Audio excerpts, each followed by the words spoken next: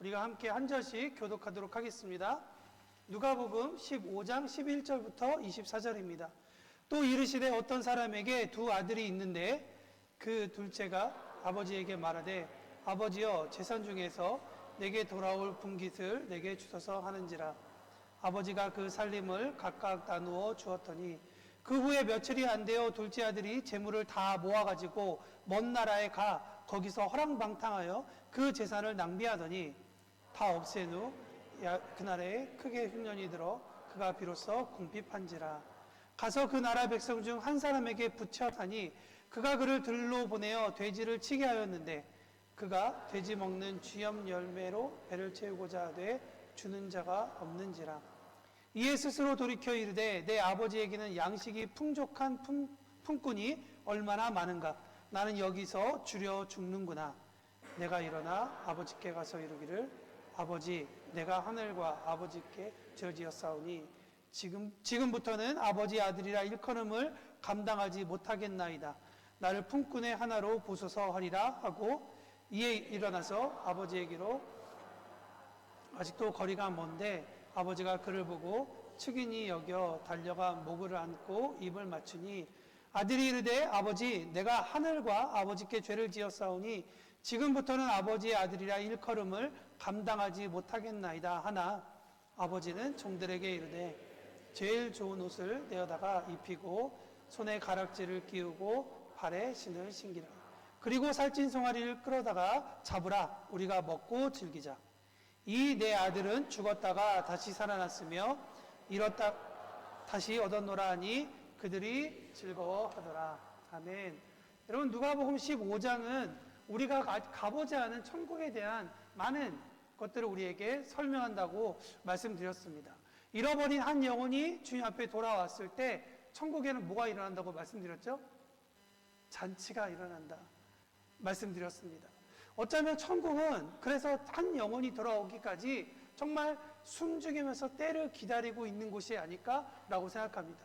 그래서 누군가가 회심하고 주님께 돌아왔을 때 마치 누가복음 15장 1절에서 7절에 나와 있는 것처럼 잃어버린 한 양이 돌아왔을 때, 찾았을 때 천국은 기쁨의 잔치가 일어나는 것 같고 잃어버렸던 한 드라크마를 다시 찾고 다시 세메디라고 하는 그 신부가 가져야 할 그 아름다운 장신구의 제자리에 넣음으로써 정말 그곳에서 신나고 재미있는 그러한 잔치가 일어나는 곳이 바로 천국과 같다라고 설명을 드렸습니다. 이렇듯 천국은 어떤 곳이냐? 너무 기뻐서 이 기쁨의 의미를 알고 있는 모든 이들을 초대해서 함께 즐거워하고 무엇보다 이 비유에서 나와 있는 것처럼 양을 찾은 목자를 축하하고 잃어버렸던 드라크마를 찾았던 그 신부를 축하하듯이 잃어버린 한 영혼을 되찾은 하나님께 축하를 드리고 또 그분께 예배하는 축제 현장이 바로 천국이다라는 것이 우리가 지금 읽고 있는 누가복음 15장의 말씀이라고 생각합니다. 오늘 읽은 본문은 한 사람에게 있어서 두 아들이 있었다라고 얘기합니다. 그중 하나, 둘째가 살아계신 아버지의 유산을 미리 받아서 먼 나라로 가 재산을 낭비하고 궁핍해졌을 때 아버지의 집을 기억하고 다시 돌아왔다라고 하는 이 둘째 아들의 관점을 하나 보여주고 또 다른 관점은 무엇이냐? 어느 날 갑자기 두 아들 중에 한 아들이 아버지 내가 당신이 살아계시지만 유산을 받아서 내가 미리 내가 그것을 사용하겠습니다 라고 받아 집을 떠난 그 아들이 돌아오기까지 오랫동안 기다렸다가 마침내 그 아들이 돌아오자 너무나 기뻐서 잔치를 베푼 아버지의 관점, 이 두 관점이 오늘 우리가 함께 읽은 이 본문 가운데 있는 것입니다.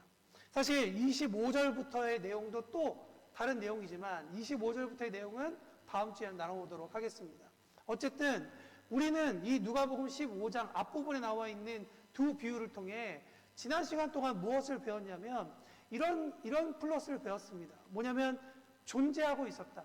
양이 있었고 드라크마가 있었다라는 것에 대해서 배웠습니다. 근데 이것을 어떤 이유인지 모르겠지만 잃어버렸다라는 것이 계속 설명되고 있다는 것이죠. 근데 잃어버려서 끝난 것이 아니라 천국은 언제 일어나냐? 잃어버렸던 것을 되찾을 때 일어났다라고 우리가 배웠습니다. 오늘 우리 함께 읽었던 이 탕자의 비유라고도 하는 이 오늘 본문 말씀도 똑같은 플롯으로 계속 연결되어 있습니다. 그렇지만 오늘 본문은 좀 잃어버린 양과 드라크마 이야기하고는 약간 다른 모습을 우리에게 보여줍니다. 예를 들면 잃은 양과 드라크마에게는 어떻게 그들을 잃어버렸는지, 양을 잃어버렸는지 드라크마를 잃어버렸는지에 대한 설명이 성경에 나와 있지 않습니다. 다만 내용을 읽어서 추측해 보건대 일부러 목자가 양을 잃어버리거나 아니면 신부가 될 사람이 드라크마를 일부러 잃어버렸다라고 우리가 생각하지는 않습니다.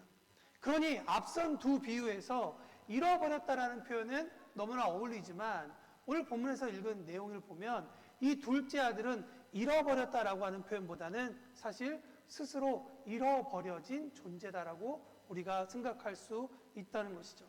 이것이 첫 번째 차이점입니다. 또 다른 차이는 무엇이냐면 앞선 두 비유에서는 양과 드라크마를 찾기 위해서 목자와 신부가 열심히 찾아다닙니다. 그런데 오늘 우리가 함께 읽은 내용, 이 아들을 잃어버린 아버지는 아들을 찾아 나서지 않습니다. 오히려 아들이 사라진 그 마지막 뒷모습, 그가 사라진 그곳을 바라보며 아들이 돌아오기까지 계속 기다리시는 모습이 등장하고 있다는 것이죠. 그리고 그 아들이 그곳으로부터 다시 돌아오자 따뜻하게 아들을 맞이해주는 모습이 오늘 본문 가운데 추가되어 있습니다. 비슷한 것 같지만 조금은 다른 내용. 그렇다 그러면 오늘 이 다른 내용에 예수님께서 우리에게 말씀하고자 계시는 그 메시지의 핵심이 있다고 저는 생각합니다. 여러분, 그렇다면 이 잃어버린 둘째 아들이 갑자기 왜 이렇게 돌발된 행동을 했을까? 이제 나이가 막 사춘기의 나이여서 아버지 말씀을 듣기 싫은 그런 나이였을까? 그런데 오늘 본문 말씀을 천천히 읽어보면 그런 어린 나이의 자녀는 아니었던 것 같습니다. 제가 비행기 타고 오면서 지난 시간 동안 밀렸던 책들을 좀 읽었는데요. 그 중에 하나가 결핍은 우리를 어떻게 변화시키는가라고 하는 책입니다. 이 책은 결핍에 대해서 여러 가지 정의를 하고 있는데 한마디로 줄이면 이런 내용인 것 같습니다. 결핍이라는 것은 내가 그것을 느끼는 순간 나의 시야는 결핍을 채우기 위해서 좁아진다. 당장의 부족함에 내 시야를 가둬서 선택하는 일에 있어서 왜곡된 결정을 하게 한다라는 것입니다. 여기서는 꼭 부정적인 의미만은 아니겠으나 우리가 살펴봐야 할 것은 무엇이냐면 시야가 좁아진다라는 것에 우리가 생각해 봐야 할 필요가 있다는 것입니다. 여러분, 시야가 좁아진다는 것과 집중한다는 것은 사실 다른 의미를 가지고 있는 것입니다. 상황을 통합적으로 바라보지 못하고 결핍을 채우기 위한 문제 해결을 위해서 집중적으로 그 사람의 시야가 유도된다는 것이 바로 이 결핍이 주는 의미라는 것이죠. 이런 단어를 테크니컬하게 뭐라고 얘기하냐면 터널링이라고 합니다. 마치 우리가 터널에 들어가면 이 터널 안에 좀 어두워서 옆에 무엇인가 분명히 존재하고 있지만 이 존재하고 있는 것들을 잘 알지 못한 채 내 저 바깥에 보이는 출구에서 보이는 그 빛을 바라보고 그 빛만 보이는 현상을 터널링이라고 합니다. 근데 여러분, 우리들의 삶 가운데에도 그런 터널링이 일어나고 있지 않나 한번 생각해 볼 필요가 있다고 생각합니다.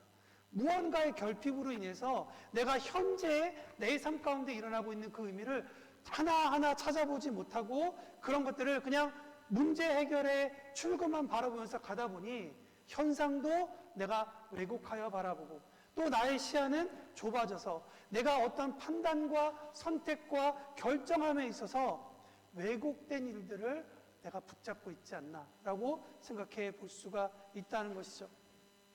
그렇기 때문에 이 결핍이라는 것은 때론 우리의 삶을, 우리의 현실을 왜곡하여 해석하기도 합니다. 물론 터널링이 나쁜 건 아니죠. 중요한 프로젝트나 공부나 여러 가지 일들을 할 때 다른 것들을 하지 않고 내가 집중해서 해낸다라고 할 때는 긍정적인 의미가 될 것입니다. 그렇지만 내가 원하는 것, 내가 원하는 그림을 얻어내기 위해 현실을 부정하고 현실을 인식하지 않고 잘못된 결핍으로 인해서 모든 상황을 터널링하게 된다면 결국 나는 내 스스로 웅덩이를 파는 그런 일을 하게 된다는 것이죠. 사람은 생명체입니다. 그러니까 사람의 생명이 닿을 때까지 우리는 지속해서 성장하게 된다는 것이죠. 그러므로 우리 가운데 결핍의 공간은 늘 성장이 멈출 때까지 언제나 있게 된다는 것을 생각해 봐야 할 필요가 있습니다. 그렇기 때문에 우리 가운데 이런 질문이 필요한 것이죠.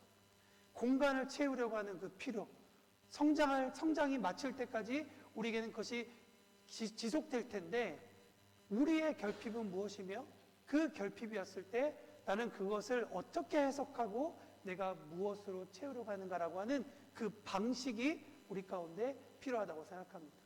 저는 이 읽었던 책 내용이 오늘 본문 말씀, 이 탕자의 이야기를 읽으면서 우리에게 같은 내용을 전해주고 있지 않나라고 생각을 해봅니다. 둘째 아들이 왜 어떠한 결핍을 느끼게 되었을까? 오늘 본문에서는 이야기하고 있지 않기 때문에 그 아들이 어떤 삶을 살았는지 우리는 알 수 없어서 이 아들이 갑자기 결핍을 느끼게 된, 아니면 언젠가부터 결핍을 느꼈던 그 부분에 대해서 우리가 잘 알지 못합니다. 그렇지만 탕자의 모습과는 다르게 그 탕자를 사랑하는 아버지의 모습은 우리가 발견할 수 있다는 것이죠.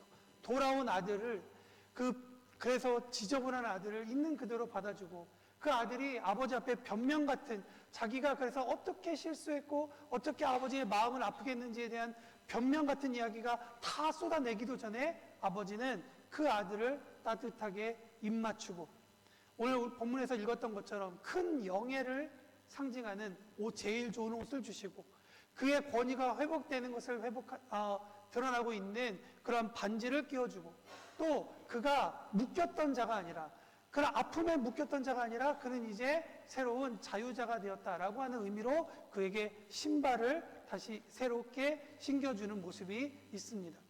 그런데 오늘 본문 말씀은 아이러니하게도 둘째 아들에게는 그런 따뜻한 아버지가 보이지 않는다는 것이죠. 성경이 얘기하고 있는 것은 둘째 아들이 관심 있어 하고 있는 것이 무엇이냐? 13절 말씀해 보니까 그는 허랑방탕이라는 것입니다.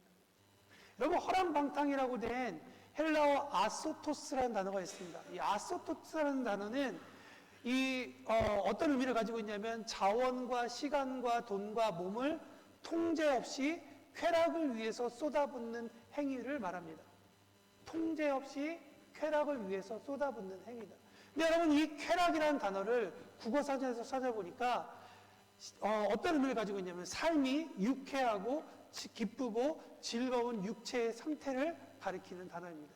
사실 이 쾌락이라는 단어를 우리가 기도할 때나 아니면 보통 나쁜 부정적인 의미에서 많이 사용해서 쾌락이라는 단어 자체를 우리가 좀 거부함이 있지만, 단어 자체의 의미를 보면 이 단어는 정말 우리 가운데 기쁨을 주고 우리 가운데 유쾌하게 하고 즐거운 일들을 표현하기를 담는 단어이구나 라는 것을 알게 되는 것이죠. 근데 그 쾌락이 통제 없이 라고 하는 이 부분과 맞닥뜨리게 되면 어떻게 되느냐?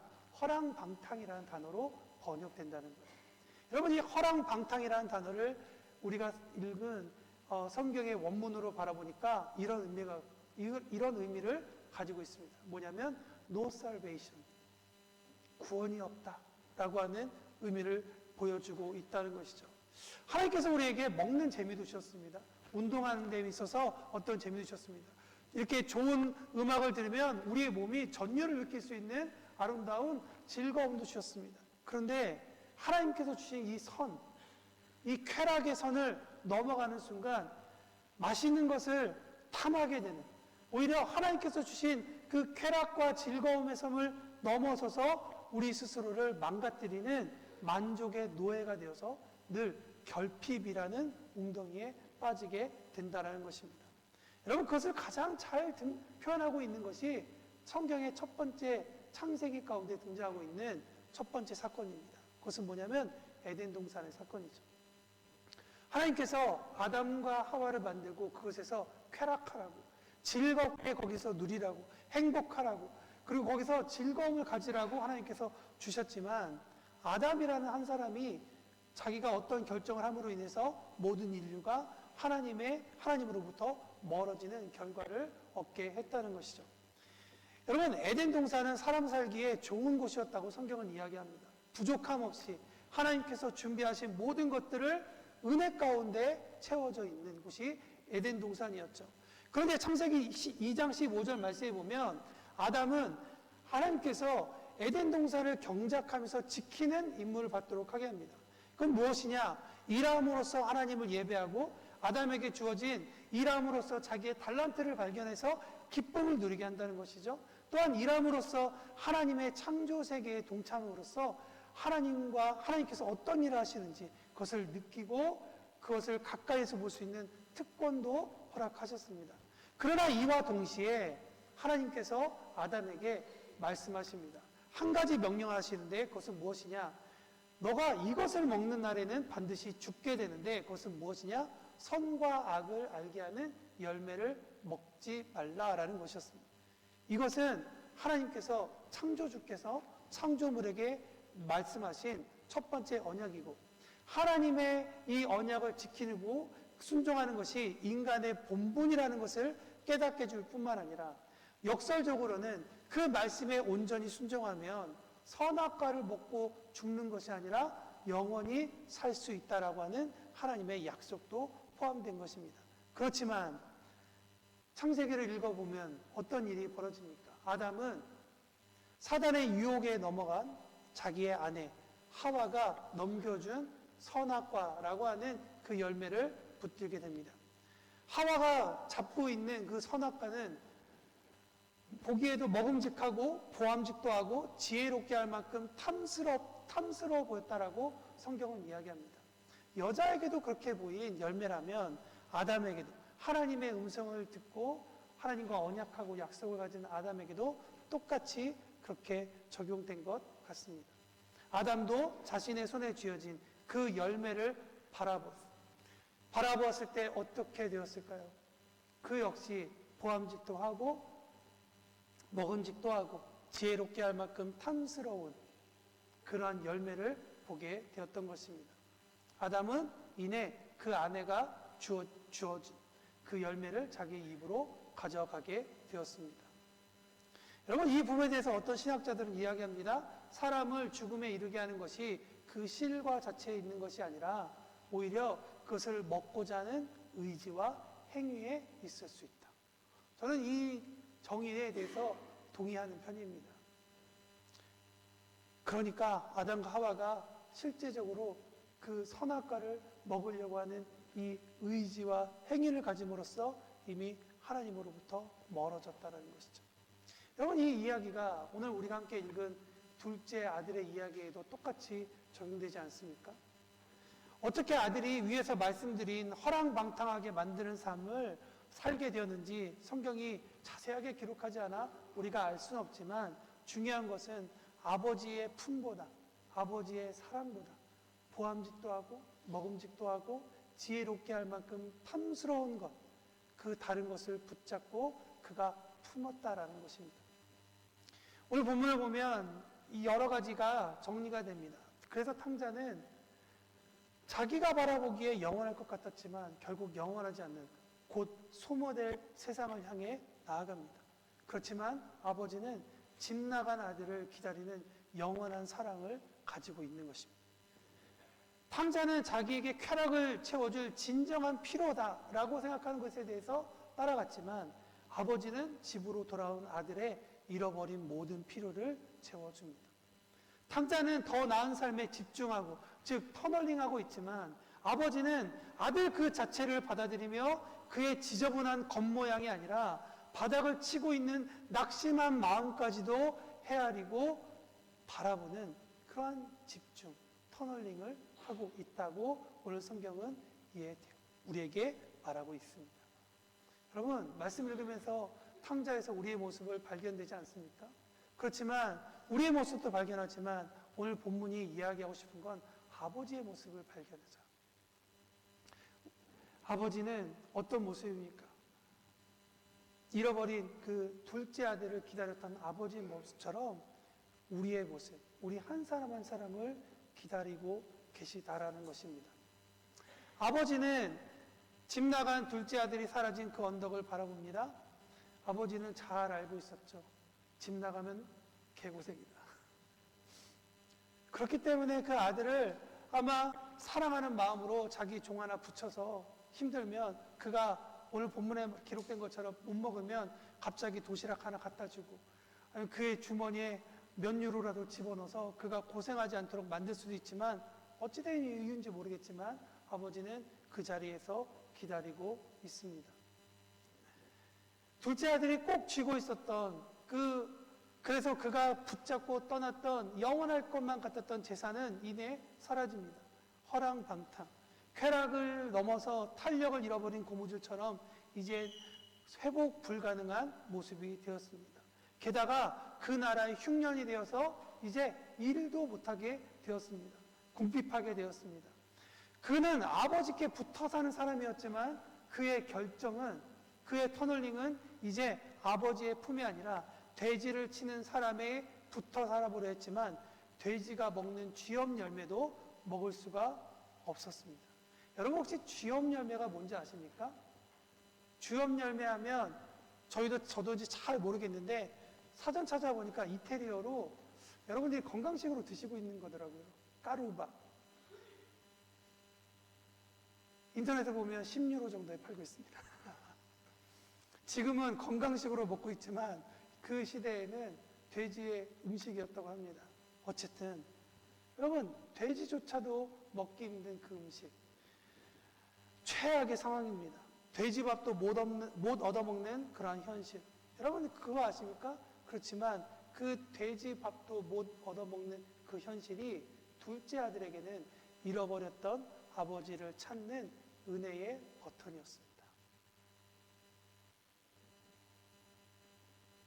20절에 보니까 이에 스스로 돌아가 이르되 내 아버지에게는 양식이 풍족한 품꾼이 얼마나 많은가. 나는 여기서 굶주려 죽는구나. 이에 일어나서 아버지께 돌아갔다. 라는 것이 성경의 말씀입니다. 이 구절에서 중요한 부분은 무엇이냐? 이에 스스로라고 하는 부분입니다. 집 나갔던 둘째 아들이 돼지가 먹는 주엄 열매를 보고 아버지의 집을 생각하고 자신의 잘못을 뉘우칩니다. 그러나 중요한 것은 잘못을 뉘우치고 거기서 끝나는 것이 아니라 일어서서 돌이켜서 집의 방향으로 나아가는 것이 중요하다는 것을 성경이 이야기합니다. 그것을 우리는 회개라고 부릅니다. 허랑방탕함을 끝내는 유일한 길은 무엇이냐? 회개하는 것뿐입니다. 자신을 말씀 가운데 돌이켜보고 다시 아버지에게로 돌이키는 것, 그것이 우리에게 말하는 회개입니다. 그러니 돼지 주엄도 못 먹는, 이 까르바도 먹지 못하는 그런 아주 비참하고 어렵고 배고프고 정말 억울한 그런 상황이 오히려 우리에게는 하나님을 만날 수 있는 은혜의 버튼이라는 것입니다. 둘째 아들이 아버지의 집 가운데 편하게 있을 때 그 아버지의 사랑에 대해서 생각했겠습니까? 그 아버지의 사랑에 대해서 누렸겠습니까? 그러지 못했다는 것이죠. 집 나갔던 둘째 아들은 이제 아버지의 처분을 기다리며 집으로 돌아옵니다. 저기 언덕만 넘어서면 아버지의 집인데 그는 너무나도 양심에 찔려서 아버지의 집으로 어떻게 돌아가야 할지 두려워하고 있습니다. 양심에 찔려서 집으로 돌아가는 한 발 한 발이 무거웠을 것입니다.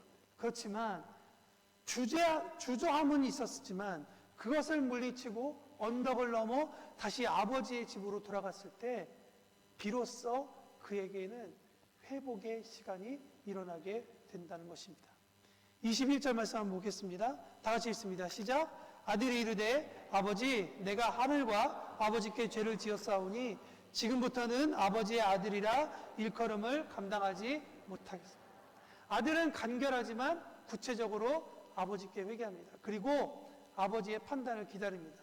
아들이 준비한 대사는 사실 21절이 아니라 19절까지도 포함됩니다. 19절에 보면 그렇기 때문에 내가 당신의 아들로 못 부름을 당했습니다.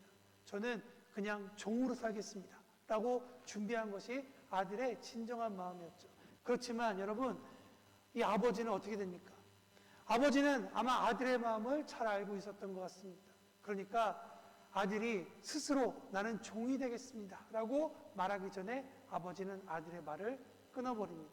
그리고 회개, 그것만으로도 족하다라고 우리에게 메시지를 주고 있다는 것이죠. 아들이, 나의 사랑하는 아들이 어떻게 종이 되겠느냐라는 것이 오늘 이 메시지 통해 주님께서 우리에게 주는 도전이라고 저는 생각합니다. 주님 우리에게도 말씀하시는 거죠. 지금의 버거움, 지금의 너의 마음 내가 너무나도 잘 알고 있다. 이 모든 것을 아들이 아버지께 돌아오려고 결심하고 일어나 나아갈 때 시작된 것처럼 우리의 삶도 하나님 앞에 일어서서 다시 돌이켜 나아갈 때 하나님께서 이미 우리의 마음을 아시고 우리를 따뜻하게 품어주신다는 그 사실을 기억하시기 바랍니다. 그래서 주님 앞에 나아갈 때 주님은 늘 우리의 겉옷을 버리십니다. 우리가 생각했었던 우리의 한계, 우리의 안정감, 우리의 구원 모든 것을 다 버리시고 하나님 수준의 새 옷으로 입혀주십니다. 무너졌던 우리의 모든 자존심을 주님께서는 새로운 가락지를 끼워주심으로 우리에게 너는 내 아들이다 라고 알려주십니다. 물론 내 딸이다 라고도 말씀하십니다. 그리고 우리에게 새로운 신발을 신겨주시며 너는 이 세상에 살고 있지만 이 세상에 묶여있는 존재가 아니라 나와 함께 하고 있는 자유인이다 라고 주님께서 말씀하고 있습니다. 오늘 말씀을 마치면서 결론, 오늘 에덴 동산 이야기를 많이 했으니까 에덴 동산 이야기를 할까 합니다. 그런데 이미 오늘 한나라 자매가 특성하면서 찬양을 다 불러버렸어요.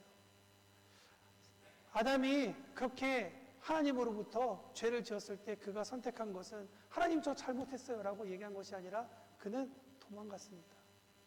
물론 성경 구절에서는 매우 짧은 사건처럼 보이지만 그것을 천천히 묵상해 보면 그가 나무와 나무 사이로 도망간 모습을 보게 됩니다.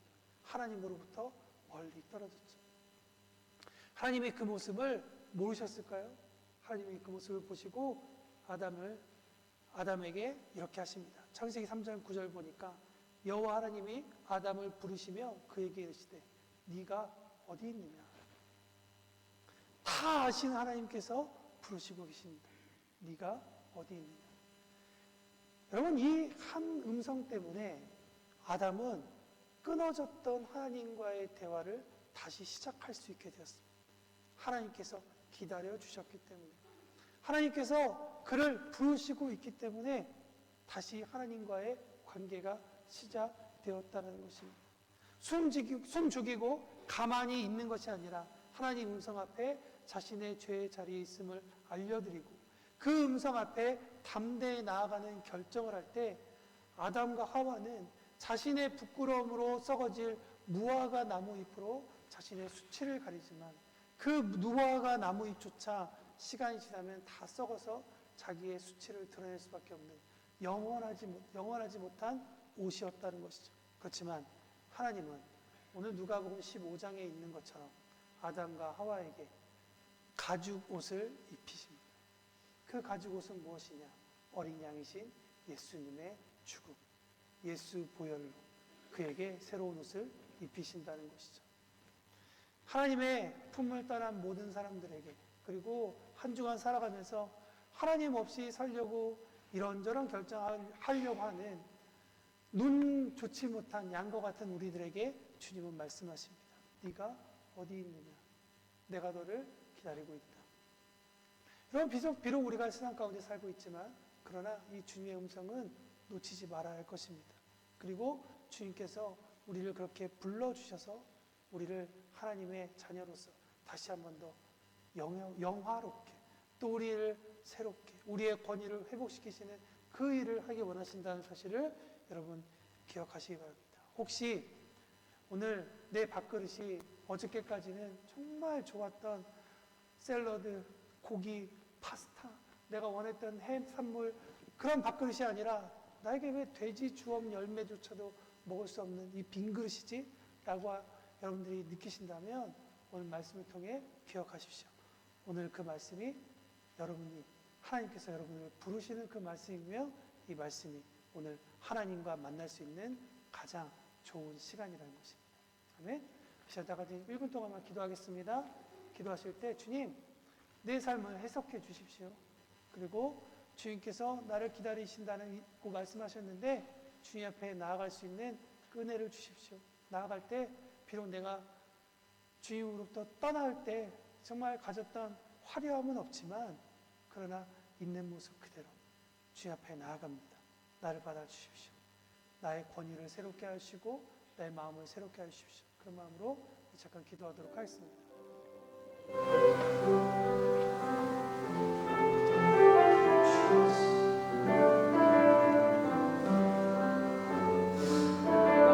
것들의 마음을 빼앗긴 집 나간 아들의 모습과 같습니다. 주님, 우리가 그것들을 찾아 헤맬 때 어느 순간 우리가 어디에 와 있는지, 우리가 무슨 행동을 하고 있는지도 알지 못한 채 어마어마한 그러한 결론에 빠져, 웅덩이에 빠져 헤맬 때도 많습니다. 그러나 주님, 우리에게 돼지 주업 열매와 같은 그 웅덩이에 빠졌을 때, 이때가 주님의 은혜의 때임을 다시 한번 더 기억하며 돌아가기를 원합니다. 주님, 우리가 돌아설 수 있는 힘도 주시고 다시 아버지의 집으로 당신께 나아갈 수 있는 주님 힘도 주옵소서. 그래서 우리의 힘으로 하지 못하지만 그러나 주님께 이끌리어 주님께서 우리에게 약속하시고 우리에게 말씀하시는 이 아름다운 회복이 우리 가운데 일어날 수 있도록 도와주옵소서. 이제 예수의 이름으로 선포할 때 마음 가운데 잃어버렸던, 마음 가운데 정말 주님으로부터 멀리 떨어졌다고 생각하고 있는 그 죄책감의 영으로부터 하나님 자유로움이 우리 가운데 일어날 수 있도록 주님 도와주옵소서. 감사드리며 예수님의 이름으로 기도합니다. 아멘.